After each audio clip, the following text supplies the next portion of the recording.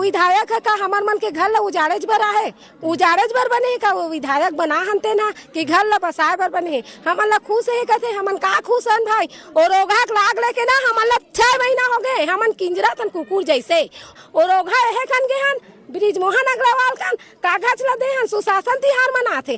का सुशासन तिहार मनाही 400 जनसंख्या हमन हना पूरा लिख के दे रहे हमन आवेदन जो सुशासन तिहार में। और हमन जब लिख के दे रहे ना वो बोरिया कलम होइस ना तब हमन ऐसे कागज ला दे हन ना हमर दुख ला सुन लो भाई कही के ता ऐसे कागज ला फेंकिस। और ओघा बृजमोहन अग्रवाल भड़वा ओ हमन ला इतना कीड़ा मकोड़ा समझत हो मन हा कि हमर नान नान नोनी बाबू ने एकदम एहे समझ ले हो मन हा।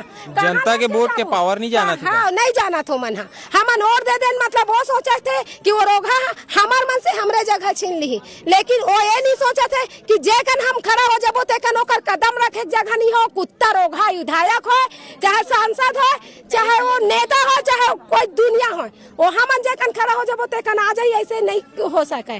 और रोगा कुत्ता हमार मन के कुछ नहीं बिगाड़ सके। लड़ा था दुखिया मन के दुख ला नहीं समझत होगा।